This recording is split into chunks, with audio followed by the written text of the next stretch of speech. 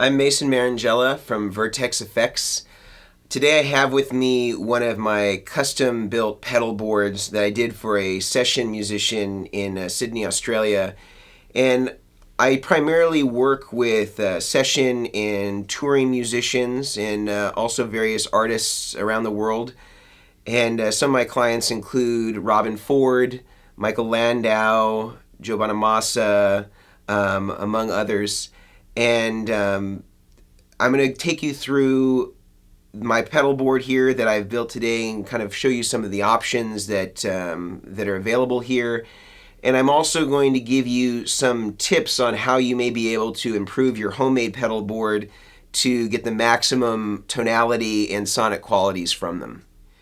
So on this pedal board, I've done several customized modifications. The hub and the center for everything coming in and out of this pedal board actually begins and ends in the top right-hand corner in one of my custom buffer interfaces.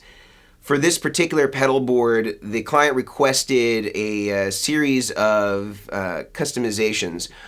He firstly wanted to be able to have a tri-buffer setup, and buffers are really critical, and we'll get into this in the tips section, to maintaining the quality of your signal. However, there's some circumstances where buffers are a disadvantage, and in this particular scenario, we have an Analog Man Sunface fuzz and treble booster, and this particular device is sensitive to the low impedance which is created by a buffer.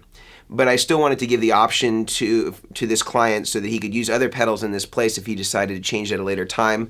I added a toggle switch in the front so that he could bypass the input buffer in this system if desired. Also, he requested that he be able to use this system in 3 different ways. He wanted to be able to use it in mono.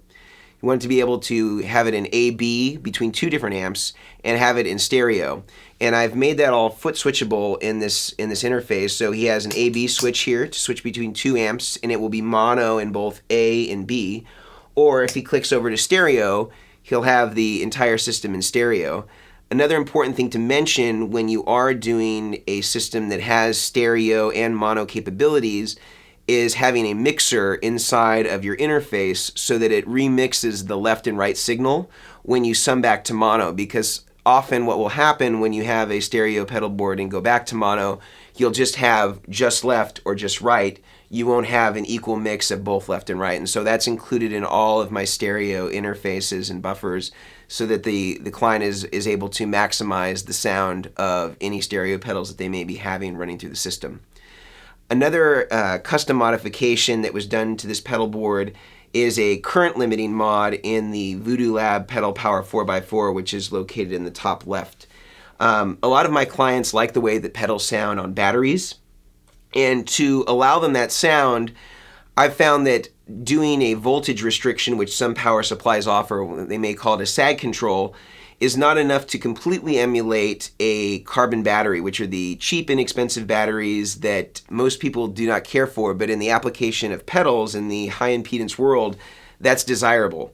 So to emulate that battery sag, I actually not only restrict voltage going to all of the distortion pedals, and that would be the Vemaram Rage E, the Analog Man King of Tone, and the Lazy J Cruiser. I'm not only restricting voltage here, I'm also restricting current and limiting the current so that it makes the pedals have more of a brown sound to them, kind of makes them sag a little bit more and gives more of the relationship that a guitar player has when he's playing and making his amplifier transformer really sag down because he's digging into it really hard. It kind of has a similar sort of effect with the pedals, gives them a certain compression that is different than what you would get on just straight DC voltage. So that's something that is unique to this pedal board. Lastly, on the Analog Man Fuzz, this is particularly sensitive to DC power, and even if I were to do a modification to the power supply and have it power this fuzz, it doesn't quite sound the same as it would on batteries. So I actually have included a battery in the front that is linked specifically to this fuzz pedal that will power it, and it also makes it easy to change. So when this runs out of batteries, you don't have to remove the pedal from the pedal board. You can just change it out right from the front and replace the battery pretty instantaneously. So if it did go down on a gig, it would be very fast to make that maneuver to change it.